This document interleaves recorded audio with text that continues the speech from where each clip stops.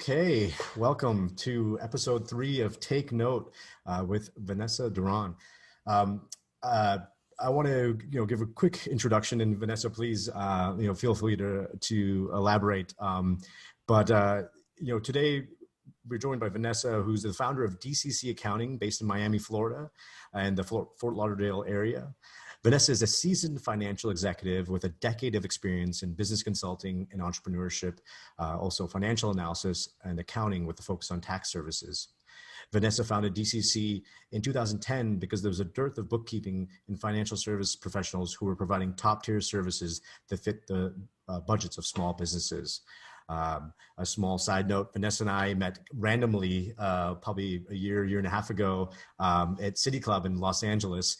We hit it off because I think we have very similar clients and also very similar kind of outlook on helping clients and wanting to serve them while leveraging technology and design and also providing an excellent service experience. So without further ado, Vanessa, welcome. Hello, thank you.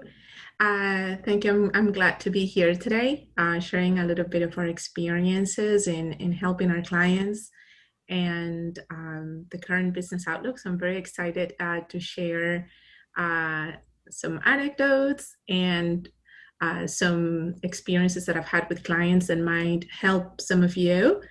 And yeah, Thank you. so Yeah, we're very excited to hear it all, I'm so glad that this came together serendipitously because, you reached out, a week or two ago and you had a question and, it's great because I think, a lot of people who were entrepreneurs, we're here to help each other and build that community and having that mentality of like, okay, how can we help each other? But also sometimes there's business that we can give each other.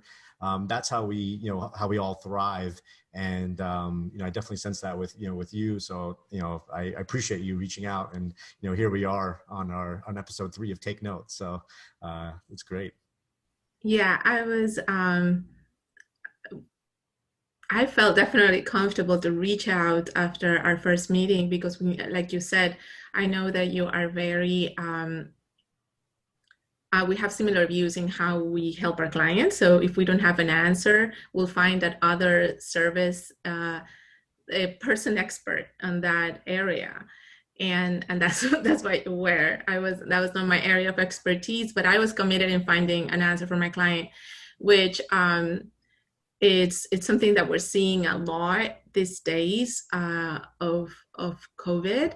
I had been, like we all have been at the beginning of this pandemic, very, worried about our clients and how are they gonna fare after all these months of disruption in many ways. But there's something, and at the beginning, let's say March, May, we had been very worried about, in my case, not only my business and how it was really generally just worried about how will my clients and how were they going to be affected.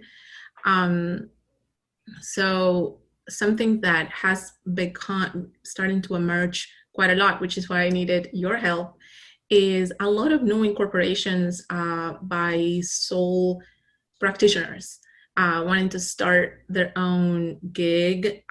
So we have seen in the last few years a lot of the freelance, but what we have seen during COVID is an emergence of sole practitioners in many other areas that we had not seen before, beyond what we had seen in prior years, which had been a lot of marketing support, in the areas of social media management and things like that that are more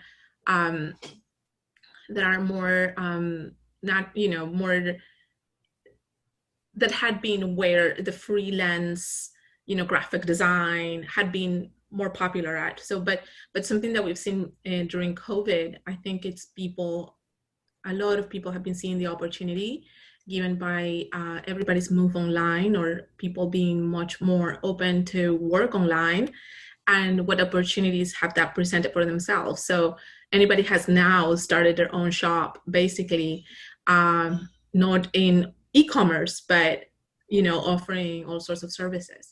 So I have seen an increase of about 1,000%, meaning if I used to do one incorporation or assist in one launch a month, right now we're doing about 10.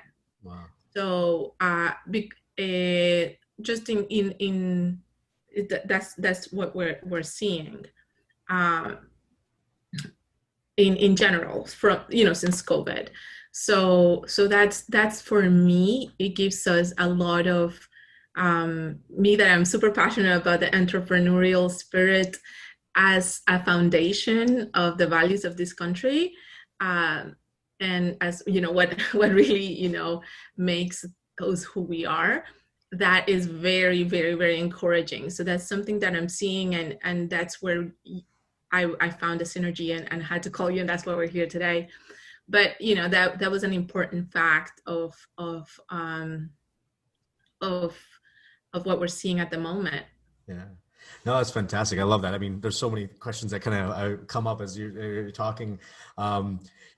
Just briefly on the entrepreneurial spirit, which I think it's worth noting that both you and I, maybe are not a typical white male that you see oftentimes in the entrepreneurial world. And what has it been about your past? Like what drove you to become an entrepreneur? And can you tell us a little bit about your past and kind of where you grew up, and what was it about how you grew up and how and your family that led you to kind of do what you're doing now? Okay, very interesting. We can go way back. I grew up in Colombia, Okay. cattle raising family, and I was always very interested in that part of the business.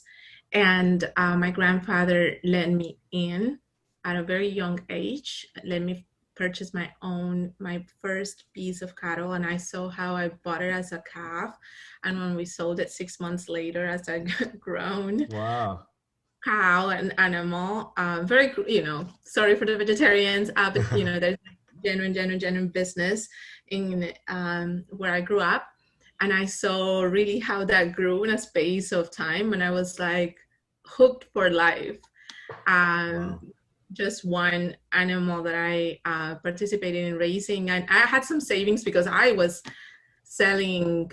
I grew up in a rural area, so we had mango trees. Oh yeah. And I just grabbed a bunch of mangoes and put them in my backpack and started selling them, and I was hooked at 100% profit. It's like I had no cogs. That's the best business right there. Yeah, zero cost and all profit. Yeah. Zero cogs. I'm like, this is the life. And then I was able to keep some money aside because of that mango business. I would put like my backpack. I had all my books on my hands and my backpack full of mangoes.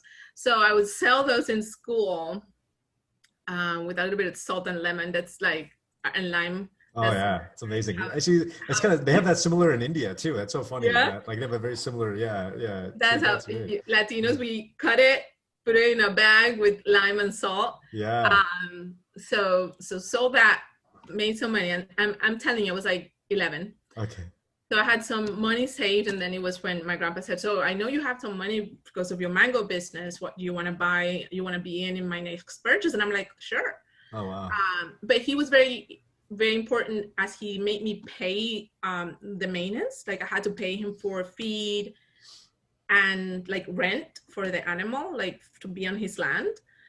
So he deducted that, and I was able to understand the whole concept, and I was hooked. So moved to the States later to study and worked in New York. So I moved to New York to work in capital markets, and I assisted with big firms in their, promoting their stock value, basically through meeting the right institutional investors for their firms. So hold on, but there's a bit of a gap. So I would love to hear a little bit more about how you went from a rural farm growing up to capital markets in New York. That's probably an interesting, story there. Interesting transition. Yeah. Well, yes, my mother was centered in education always. So the school that I was attending was a little bit far from the rural area, and it was an American school. So I learned English and all of that. When I graduated, it was basically probably the most Colombia was going through, I'm not going to say the worst because we've had like many eras of really bad economic policy, but it was really bad and it was a lot of violence. So my mother and I decided to emigrate to the States. And that was in 1999, right after I graduated from high school. I see. So I graduated from an American school, and then I moved. I had actually gone to study in Britain because I understood English perfectly through the school, but I refused to speak. So they sent me for a year abroad, and that was in Wales, actually, out of all places. Oh, that's my accent, by the way. Like, if you're wondering, like, where is it all coming from? So I do have, I've changed my accent a little bit, but when I first came back from Britain, I had like a really weird, it was like a Latin person with like a British accent. You can relate too. So then I moved back to Colombia, and everybody was so confused with my accent. But anyway, moved back to Colombia to a really, really, really terrible economic times and violent times. So my mother and I decided to immigrate to the United States so I could comfortably attend college. In Colombia was just not, it was possible, but it had many, many challenges. And I always wanted to do an education abroad, like my post, my undergrad. So it worked out. I moved to the States and started going to FIU. I graduated from FIU. I did 2 years of community college and then graduated from FIU with a major in finance and econ. Oh, wow. Okay. Yeah. Wow. So then I applied to go to New York. Like capital markets and financial markets really, was my passion. I, as a matter of fact, started studying to become a CFA. But then also decided to have a family, and then I had to, it was like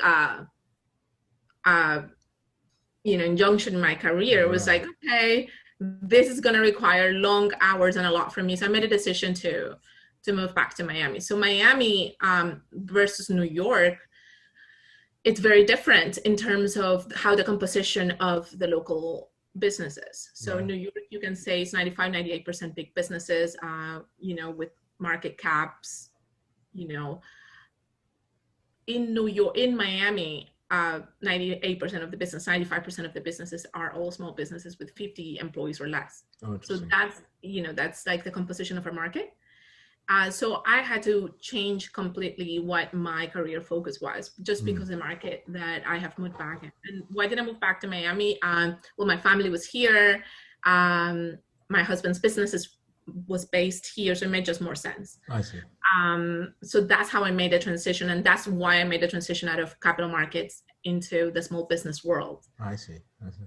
So I started meeting with my friends who were small businesses in Miami, the entrepreneurial spirit, and I think last year I think we ranked first in the United States. Wow. For that. And Miami breeds like everybody, anybody you meet has a gig. Yeah. So that's how I started. I started meeting my friends, and everybody. I started to perceive the huge gap in very professional, or not only professional, but holistic business advising. Something that could include accounting, finance, just that second opinion that entrepreneurs need. You and I know the entrepreneurial world is very lonely. At times when you're launching your own thing.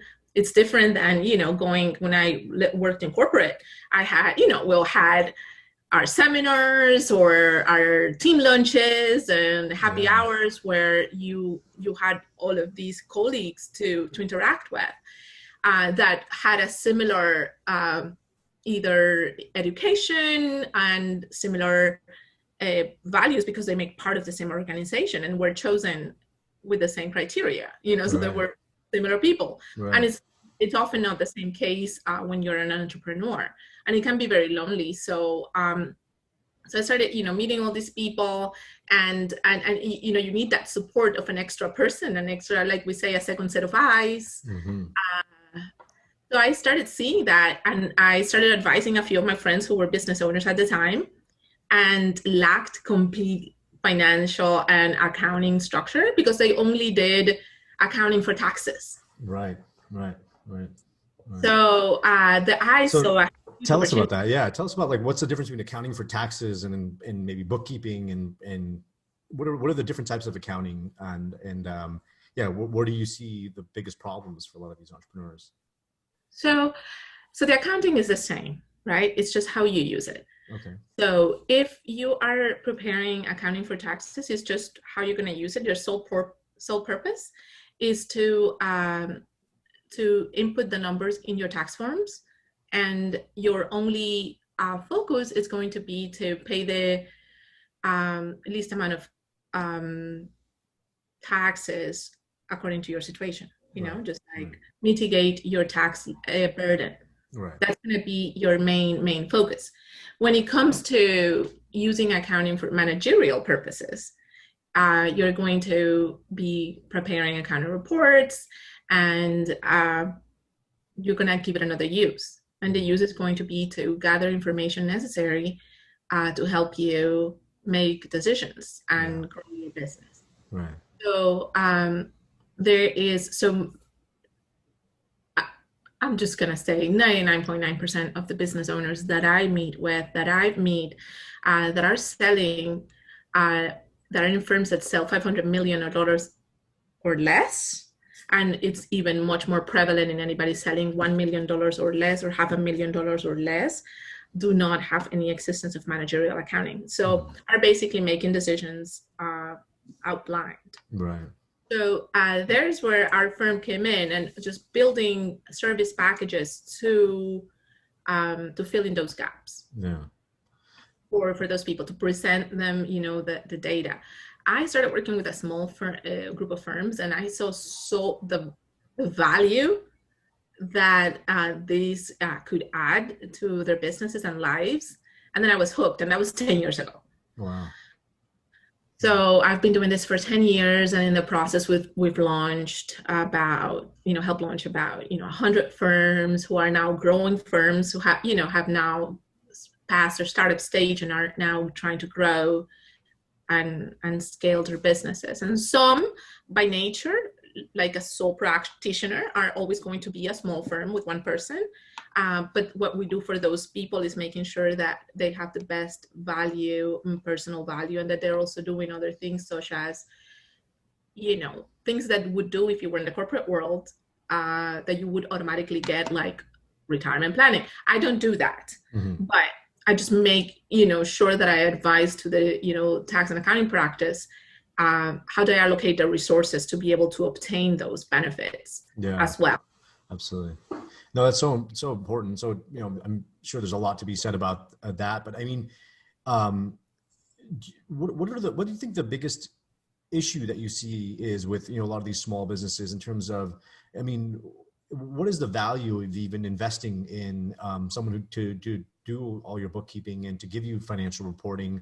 Because even for us, a lot of small businesses, that's usually a second thought, or it's not something that they kind of ask us. I mean, sometimes they ask us about it because they do realize it's important, but usually it's like after the fact, after their things are kind of a mess, and now they got to clean things up. Why is it important to invest in it at the very beginning? Yeah, managerial accounting from the beginning, for me, the biggest value is the determination, and it's sort of magic, and I'm sorry to bring that word in, but it's the determination of knowing where you want to go from the very, very beginning. So, and understanding your numbers and understanding what your financial plan is and how that interacts. Because the main problem that I see with small business owners is that I'm going to give you an example that I had with some ladies trying to start a bun cake business for delivery. So they had no idea really how many cakes they needed to sell and they already had a plan and marketing and all of that because they're great at marketing, but they were lacking the knowledge,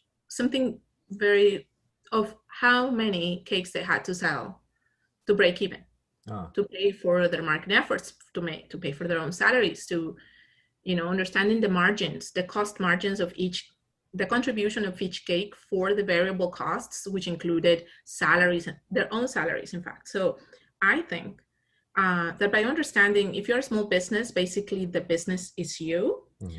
at least through the startup, or it's going to be, or your equity, your personal equity is going to depend from that venture, correct? So understanding how is your business going to contribute to your own personal equity, or what you're going to derive from that business. How much do you need to derive? It's going to cut you a lot of stress, and it's going to just open a lot more clarity in how you execute your business, or even if it's worth executing based on your own personal goals.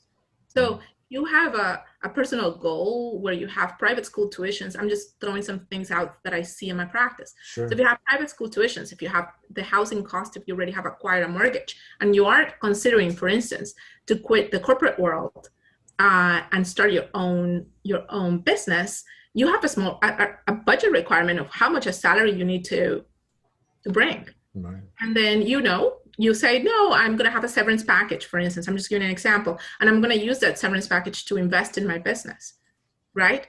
So, or am I going to get my friends and family to invest in my business?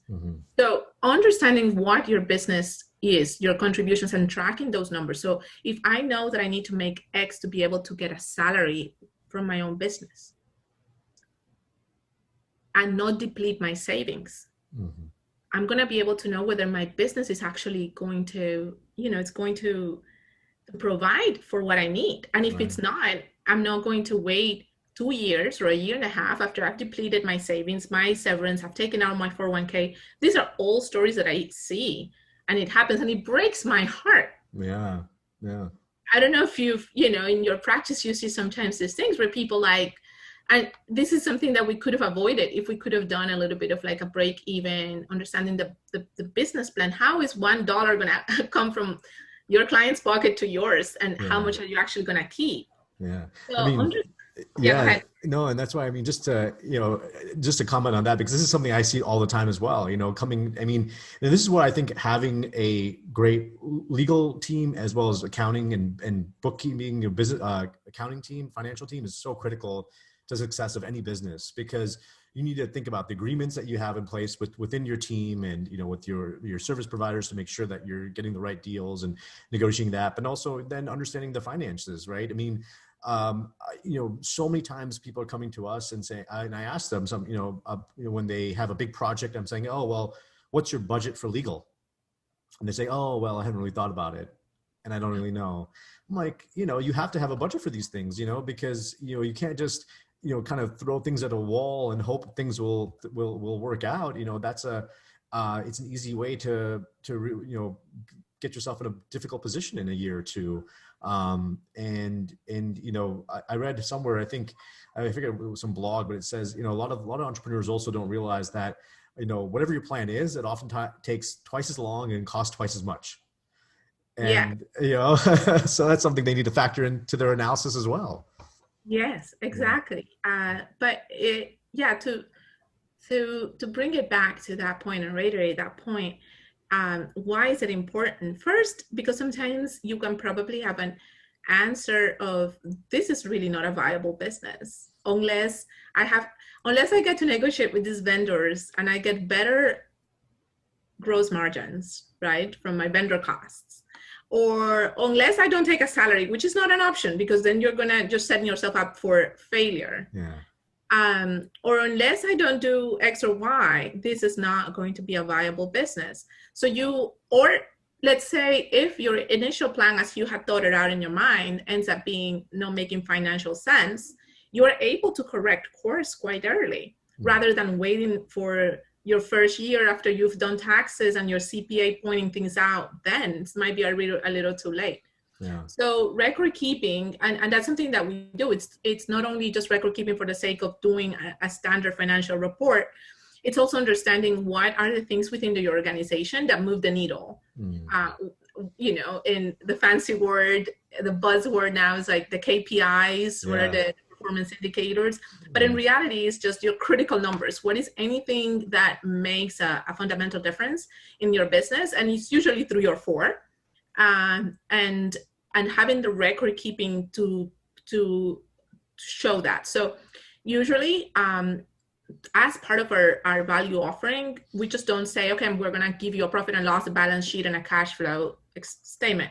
we've had clients who are trade entrepreneurs that we call. Basically, they have a company for their trade, um, and they know their thing very well and not so much of finance. They'll get back to me and tell me, well, this is very pretty, but what does it even mean? So that used to happen at the beginning. Now what we do is we do your record keeping and try to help you determine and discover what are those critical numbers that we can use the financial data to report on. Mm-hmm. Be like, your performance can be measured and it was a good month or a bad month because this was the result. Yeah. And then the client comes back and says, yeah, no, I did not make enough goals, or I was out on vacation half of the month, and my indicators, I can see now the difference. Yeah. So you can course correct and be like, well, maybe you can find somebody to continue pushing your business or doing this while you are out, so the financials don't suffer so much. So the idea is not only to report, so also accompany the client in understanding, and this is something that you can do with a professional or a mentor. There now with COVID, I've also seen a huge increase in mentoring. Mm-hmm. A lot of people are more opening to give back with their time. So I invite, and this is something clue that I tell the entrepreneurs that I work with, is just ask for help. You'll be surprised. Just also be mindful of the person's time and don't show up with just a bunch of receipts.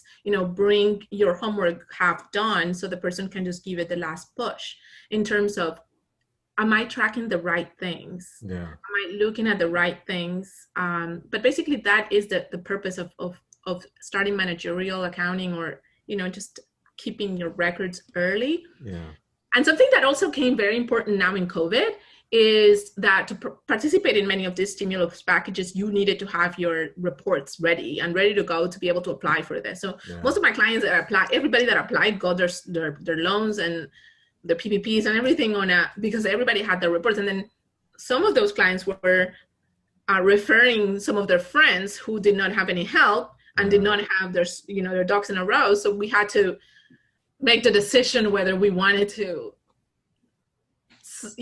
get that file and start organizing halfway, through COVID with everything else we had to do. And, we also did that, got a few clients to help them organize their stuff so they could qualify for the stimulus packages. So even if it's not a stimulus and at some point you need financing, also having your financials ready to show the banks it's important, or Absolutely. Potential investors, angels, whatever. Exactly. No, I mean, so true. I want to reiterate that point for anyone listening, because I think I run into that a lot. When someone's coming to us, if it's a new client or someone looking to raise funds, one of the first things we ask for is saying, okay, let us see your financials. Let's see what you have in place. Let us see your, when it's come to equity, cap table. I mean, all these things are investors will want to see, or banks will want to see, no doubt. And if it's a mess, it's just going to delay everything, and probably cost you a lot more money to clean it up. So having those right practices in place is critical. And another thing I loved, that you mentioned, was this whole idea of accountability and with the numbers. And this is something that I've personally struggled with a little bit with our firm, because we have bookkeepers, we have we look at the numbers, but I think sometimes there's emotional blocks sometimes with founders and entrepreneurs that I think there's a whole mental, emotional element to it. Maybe you can speak on that a little bit, because I definitely feel that resistance sometimes, I'm just focusing on selling. I got to do the client work, the numbers. If I'm doing that, if I'm bringing the money, it should take care of itself. But then my bookkeeper's like, or we have a conversation at the end of every month. Well, did we do it? And we look at the numbers, we're like, oh, maybe we didn't do it, and I thought I was working hard. What was I doing the whole month?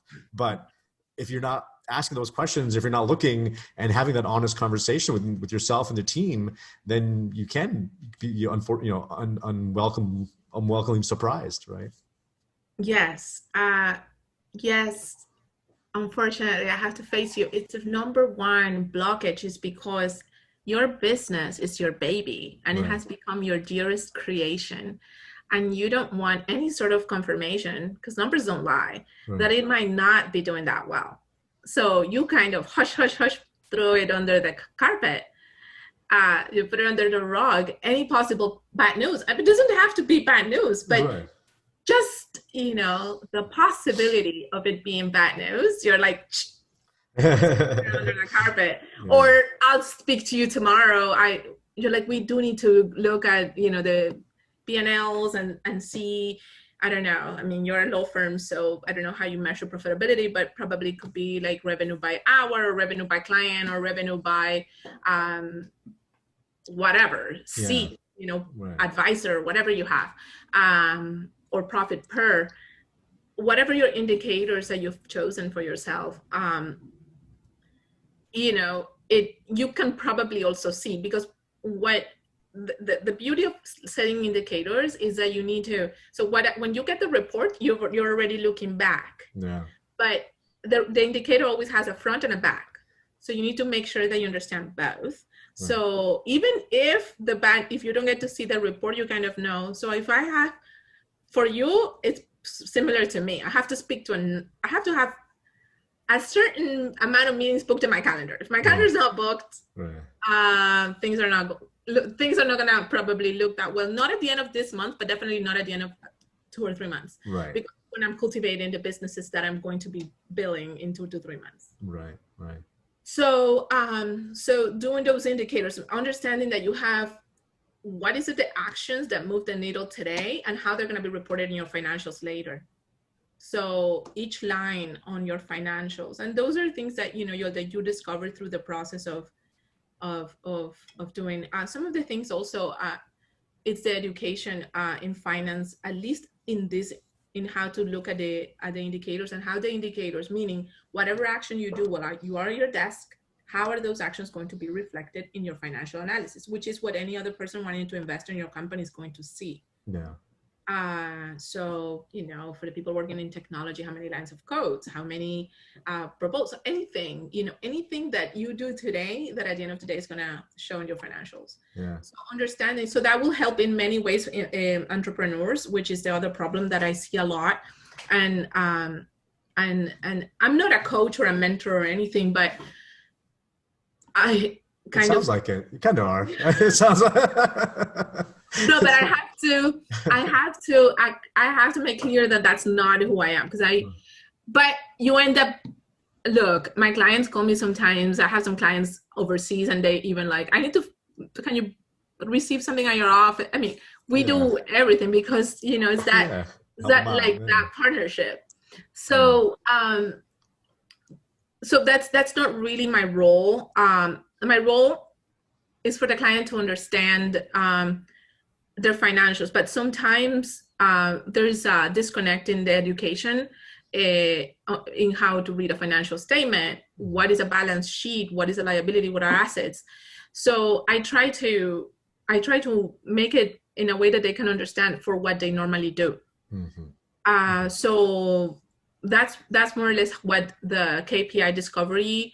If anybody listening and be like, how can I measure my efforts? Yeah. So just, make a list of your tasks that you do on a normal day, and try to tie it to your sales or your expenses. Yeah. And then see what is really moving the needle. So if you as an entrepreneur business owner see that 80% of your day, 70% of your day is resolving customer complaints, that is a non-revenue producing op. Even if you think you have to do it, I love the story of PayPal that says like sometimes they had to unplug their phones. Did you hear that? And there was a podcast saying like at the beginning they had so many customer complaints, and they had to be like, look, I need to develop my business, and they unplugged their phones. Wow. So they be like, we'll take care of your complaints later, but I promise that what we're doing here probably in the long run will improve. Will develop better. So as an entrepreneur, basically trying to understand. So like I said, not a mentor, not a coach, no, I'm a mentor. I do business mentoring, but not a coach. But I do know that that for my work to add value, the client needs to understand how the numbers that I'm delivering or that need to be delivered through the accounting process translates to what they're doing on an everyday basis. Absolutely. So Absolutely. that's how the conversation for the discovery of your important critical numbers and making sure that most of your activities are guided towards what grows your business or what needs to happen, whether it's product development, whether it's growing sales, just, any of that. So we've, in the conversation, we've discovered so many uses from early on of just record keeping in growing your business and keeping it afloat. And first, to make sure that it makes sense. Second, to making sure that that you can grow it. And third, to make sure that you develop yourself and not, just get tangled in the everyday and just doing the same and not being able to really, really get any equity out of the business. So important. I mean, I love it. Like you've hit the nail on the head, I think, that a lot of entrepreneurs deal with, including myself. And as you're talking, I'm like, man, I need to maybe schedule an appointment with you to talk about some of these things. Feel free. Look at my numbers, because it's something I struggle with a lot. I think a lot of entrepreneurs, as you grow, because you're wearing a lot of hats early on. Yes. Right? You're wearing a lot of hats and you're doing everything. And then, maybe you grow your team and now other people are wearing other hats, but they're still wearing several hats usually when you're a small organization. Yes. And as you grow, it's always a little bit of a growing pain to say, okay, we're at a place where now everyone has a clear role and let me define that role. And if you don't do that, I think it gets confusing and challenging for everyone inside because who's responsible for what? And as as a founder, and maybe, you have similar experiences that, you were used to doing a lot of things, but then to let go of some of those things and not to be in control is sometimes really, really hard.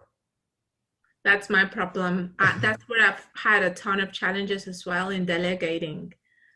And like I said, I do have a business coach. I use a coach for myself because and that's something that I also wanted to touch on today and share is the importance of asking for help. And there is perception, you are your own business and everybody talks about all the beauty of it. Control your hours, limited vacation, you work from anywhere or whatever, depending on your business, because if you have a storefront, maybe you have to be more involved in the day-to-day operations. But nobody talks really of the challenges of keeping yourself up. And one of the most important that I see, and what I see in the entrepreneurs that I work with, what a huge determinant for success is the ability for people to recognize the areas that they might need help with. Mm-hmm. And I'm a sole founder. I do not have a co-founder in my company, even though I do work with my mother. My mother takes care of tax for tax division. Oh, wow. But not within my division, which is the day-to-day operations, which it's our core business: bookkeeping, payroll, and sales tax. Right? It's whatever takes care of the day-to-day. So it's the importance of knowing that you need to set time aside. So my time with my coach, it's usually to set a time aside to think about the bigger problems of my business and growing it. So that is something very important that I wanted to take about, and to take advantage of all of these mentoring organizations. Like if you put small business mentoring in your area, there's going to be either a SCORE chapter or an ALICE chapter. There's so many organizations offering that for the areas of the personal development that you might not be too clear on. So if you're in your personal development, you want to help, learn a little bit more of financial analysis or whatever there is, and understand a little bit, there is areas of that, because there is a huge correlation between the personal development of the founder and the company success. And that's what I've seen. And the companies that usually succeed are the companies that are more open always to be either developing skills within or being quick to delegate. So in my case, a huge challenge that I've had is not having the trust to let go certain tasks and with this distraction that I can work anytime, I ended up working all the time. Mm-hmm. So anytime became all the time. Right. Instead of 8 hours, it was like, I don't know, gosh knows how many. Yeah. And that's something that I always advise, because it's something that if we're a little mindful about it, of it, it's something that, and I think a barrier is also thinking that it's going to cost a lot. Many things we can get either for free, if in the case of mentoring, and the help of a company like mine for handling businesses is, it could be as involved or as not involved as possible, but you're still going to get a huge benefit. And the fees are very reasonable. So what I'm going with this is, something, it's like, do not try to do too much when you don't need to. My rule of thumb is that if you already have revenues enough to start thinking of needing certain things, then delegate the easiest. Mm-hmm. Like, don't try to take a Sunday school, like Saturday school of like QuickBooks. That if you really need to do QuickBooks, it's because there's enough revenue coming in to at least get an outsourced bookkeeping firm, and not, you're not going to probably have a full-time bookkeeper, right? But at least an outsourced firm that with a small amount a month, they can handle all the tasks at once. Right. So that's like the rule of thumb. In my case, it's been like, okay, the marketing or the I love design, and I'm very involved in like the social media management of my firm. Yeah, and your website looks great, by the way. Anyone, I guess check it out. Yeah, it's really great. Yeah. Thank you. So I'm very involved in that process because I liked it. But at the same time, I understand that time that I spend doing that is time that I'm not doing what moves the needle. I mean, marketing does in a way, but it's not something that it relates directly to me. It's not your skill set. It's not your direct skill set. And something that it's going to take me 7 hours, it's going to take a developer 2 or 1 or 30 minutes or 5 minutes. Yeah. So true. I mean, understanding that. Yeah, I think that delegation is something that I've also struggled with too, because I actually have a background in design. I learned graphic design and things like that. So I was like, oh yeah, I love this. I'm going to do it. But then I said like, why, okay, so what if I enjoy it? Maybe I can just do it on the side sometime. But like my business is, I'm a lawyer and I'm a law firm. And like my business is, I make money when I do client work or I'm talking to clients to get more work. Those are my KPIs, right? If you talk about it, and yeah, it's been a struggle for me to let go of that. Even with my website, like I can make these changes to my website, but I said, I have to stop myself sometimes and say, why am I making these changes, even though they're going to happen faster? And that's sometimes the hardest part, right? Like sometimes you can do things a little quicker than someone else and explaining it to someone else. But that act of explaining it and doing it well. I remember, I found something called a handoff checklist, which was really helpful. And I'll have to see if I can find it and post it in the show notes. But like, there's just like a set of like 7 different things that it's an art to delegate. Right? It's an art. It's something that I actually, in my coaching session today, I put in my to-do list. However, I've delegated a ton of things now. My team now, it's growing. We're 12 people now. It started just my mother and I. My mother would do tax, and I had my own portfolio clients. So now we started to grow as I delegate a lot of the client work and take care of just basically the advising piece of it. So we're growing, and therefore I've been delegating more. It's something that still, sometimes it's 11 o'clock at night. I'm like, was that sent out? It's not even my... Yeah. And then I go in and look, and I'm like, okay, what's sent out? So I think it's a matter of just building that trust within you, but also having like I said, it's something that I'm struggling with, but I'm going to share what has worked for me in the little space of what I've done. Is just setting up like my own sort of handoff to-do list or checklist of what are the things, and asking very philosophical questions of what worries me of this process. Like, what is why do I think that I'm the best person to do it? I see. Kind of like going through it mentally, and that helps me like articulate what my fears of letting it go are. So that has helped a lot. So Okay, so then why do I think I'm the best person to do it? And why do I think the ideal person to take it over needs to know, or what skills do they have to possess? So once you articulate that, that's very easy. And then if you present it to like the person that is the most logical to take that process, they'll be like, I have to do those three things perfect. And okay, and I have to have that skills. Yeah, I know how to do that. Okay, good. And you're like, okay, I was worrying for nothing and it was all in my head. Right. So just like understanding, I think the two things for delegation that I'm trying to work and has worked for me in the little space that I've done it is, why do I think I'm the best person to do that particular task or process? And what do you think it would take, the skills or the profile of the person that should do it instead? That's great. I mean, I love that because yeah, my handoff checklist is a little bit different, but I love that yours is like so personal in the sense that like, internal and asking these questions before you hand it off, which I think is so valuable. I never really thought about it like that. My handoff checklist is, okay, did I tell them what it is? When is it going to be due? When's the deliverable due?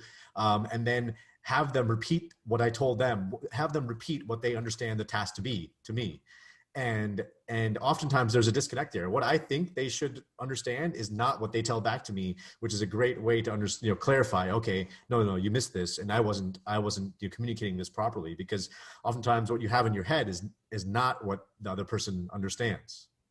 No, but I think it's perfect. I think that both together make a great complement, because I have never done that. And I'm going to make sure, and I think something that you can add to yours from mine is to make sure that the person you're handing it off has the required skill set, and they're not just saying yes to try to, do well by the boss, that they actually do possess objectively. Totally. Skills to be able to do it. So important, because I've learned that, the hard way, because I think, oh, let me just tell this person, because they're really passionate about maybe something and they want to help out. So I love that. And I love the attitude. So I said, okay, yeah, sure. Why don't you take this on? But maybe they're just not, they don't have the skills, to do it at that point, to execute at the level that you want. So then you have to rethink that, and that's not always easy, but you're right. You have to be objective. It's like, oh, can this person actually perform what you want done and at the level you want done. And sometimes it's easy to think, there's a term for it, I forget, in psychology, but like, once you know something, you believe everyone else knows that thing, you should everyone, but it's not, we learn these things over time and experience. So I also have to be understanding that, like, okay, it's going to take them time to learn and get better at it and practice. So it's like, I think it's that balance too, that sometimes you want people to practice, but also sometimes you need just things done. So where, how urgent is it? Yeah, exactly. It's a balance. You just, I'm thinking that this would be, you start with tasks that are not so critical at the beginning, to give you the practice of going through the hoops and be like, oh, objectively, can this person do it? And maybe also that's a conversation that cannot be unilateral, because you don't, I think it's a great, way to open up to your team and the people that you're working with, and be like, look, is this something that you can take on?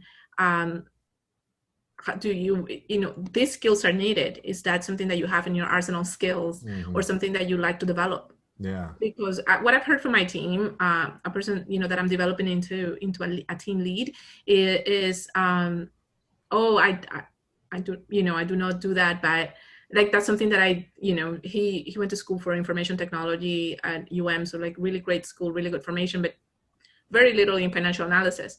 So I told him if that was something that he wanted to, go through, and he's like, yeah, I would love to. And then, so he didn't, so we became clear that financial analysis was not something that he was versed in, but his other skills allowed him to be able to take a class and pick it up pretty quickly. Yeah. And now it's analyzing numbers on the fly just by looking really quickly, and knowing what's done. So it's communicating, because a lot of these things also live in our heads. So just schedule some time periodically to be like, what is it that I have on my plate that it's not so critical that I can pass on, and who is the most adequate candidate, and if that person is not there yet, what skills are needed. But these are all things that do not happen magically, and it's the discipline that as entrepreneurs we need to cultivate, because And it's something that it's a little bit uncomfortable as well. So it's not something that's going to happen automatically.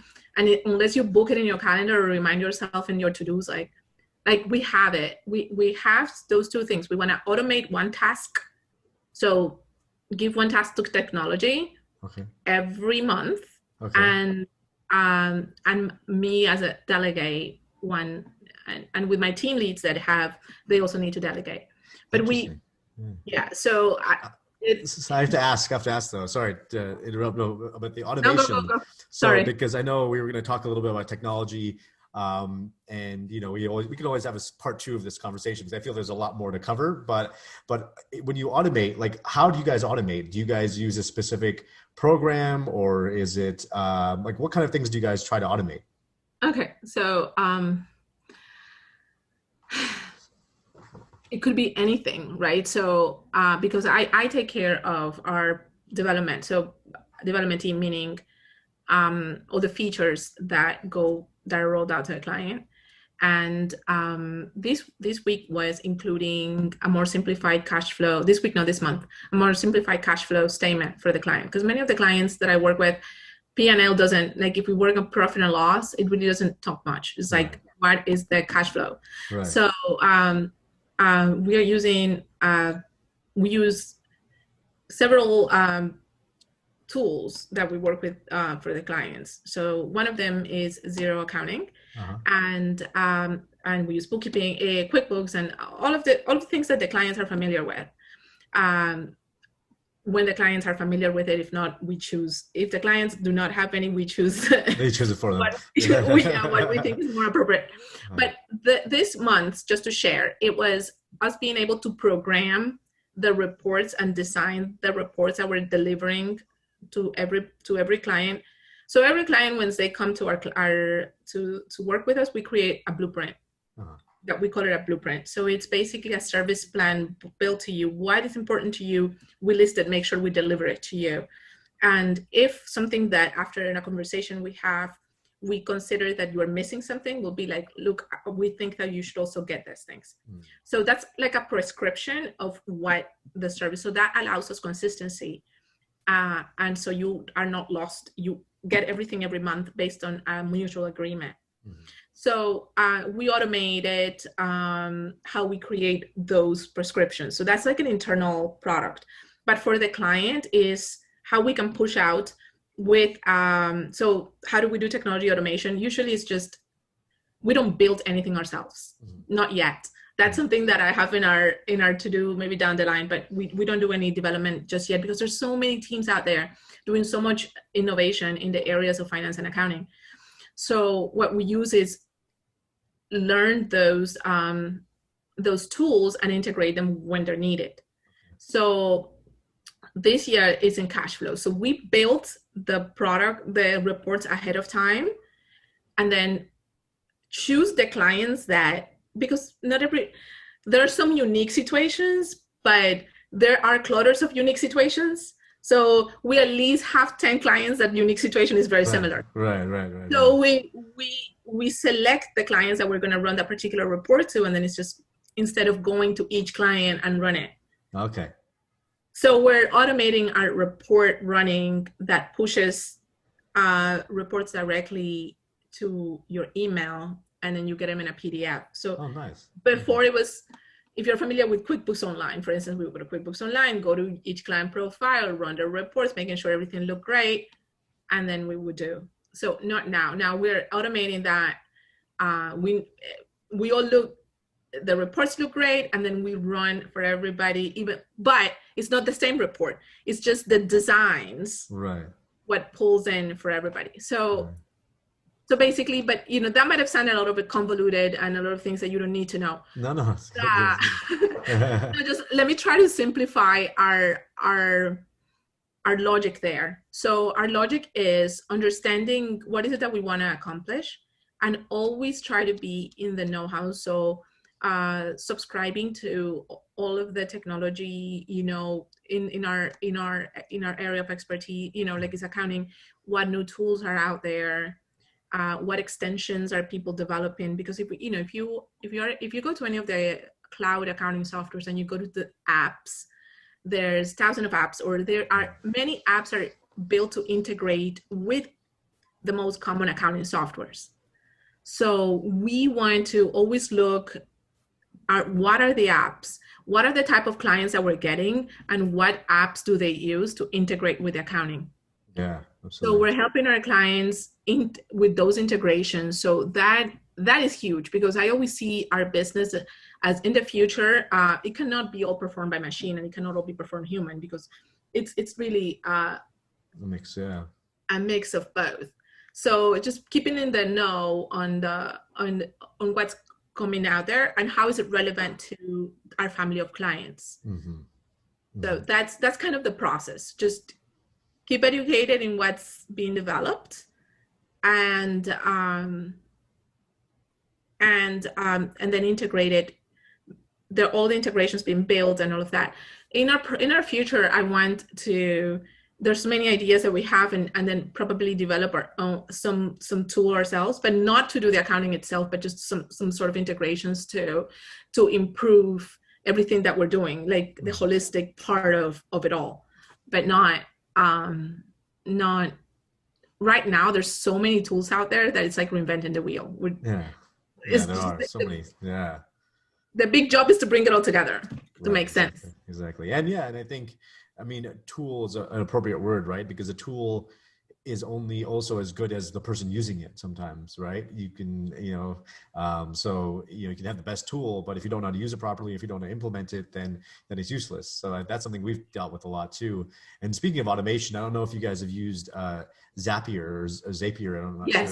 That's been great for us, in terms of automating connecting things, or calls with our CRM and all these things. Yeah. So, but yeah, before we kind of wrap up, I just wanted to kind of maybe end with, if you have, if there's like a quote or a saying that you like and that maybe you could pass on that, maybe inspires you, is there anything that kind of comes to mind? Yes. And it's funny because I know this question they asked me a few times, and I'm like, I need to probably change my quote, but it really is just what it is. Uh-huh. And it's a translation from a quote in Spanish. I don't really think it's that popular in English, but it's a saying that is very popular in Latin America, and is, don't live for tomorrow what you can do today. Uh-huh. So, and it's something that it's repeated all the time, when you're like, okay, I'll do that tomorrow. No. Better I don't live for tomorrow what we can do today. So, so that applies in many ways in my life. So just like seizing the moment, even if it's for delegating, like I use it to motivate myself in little things like that. So when I started, and I love that we both agreed in the problem of, that we face, the challenge that we face with delegating. And as I needed to sit down and something, like I said, because we have those blockages of not wanting to delegate because of whatever internal worry that we have. I'm like, and I use it to motivate myself. I'm like, let me just sit down. Don't live for tomorrow. What you can do today? I love it. Let me or analyze this thing and get it done and hand it off. Yeah. So whenever thing is challenging, because whatever reason, because I'm either tired or because I'd rather go watch Netflix, or because it's just stressful to go through it, because I might not have all the answers, and when you don't have all the answers, it might be a little stressful. So then I'm like, okay, don't live for tomorrow what you can do today, and then I kind of get the motivation. Yeah, no, I love that. That's so great. I mean, something I need to hear, because I feel like a lifelong procrastinator on certain things. That's a great quote for me that I'm going to write down and put on my computer and say, just do it. It's kind of like Nike's, right? Just do it. Just do it. Yeah. And in Spanish, what is it? How does it translate in Spanish? No dejes para mañana lo que puedes hacer hoy. So don't live for tomorrow what you can do today. But it's very ubiquitous. Like everybody can, when you're procrastinating, your mom will tell you, don't live for tomorrow what you can do today. It's like, it's very ubiquitous over there in Latin America, like growing up in Colombia. So, and I use it like that. Anytime that I'm like, even running, I'm trying to work on my distance. I'm like, okay, Just do Let's it. get it done. I just get it done. Yeah, don't leave it tomorrow. All right, what you can do today. I like it. Yeah, but then I feel like I would probably find a loophole to this. As a lawyer, I'm like, there's that donut over there. Maybe why leave that for tomorrow? Exactly. But I guess it works both ways. It will work both ways, but you'll get more positive, I promise. Okay, perfect. All right, wonderful. Well, Vanessa, this has been fantastic. Thank you so much for your time and your insight. I think was super helpful. I think for anyone listening, and we're gonna have this recorded, and we're gonna be posting it on in our podcast page when that's up. It's all kind of a work in progress, but I really appreciate you being on one of these early episodes with us, and I can't wait to talk again. Yes, anytime. Let me know. I'm here. All right. Thanks a lot. Thank you for having me. All right. Bye. Bye.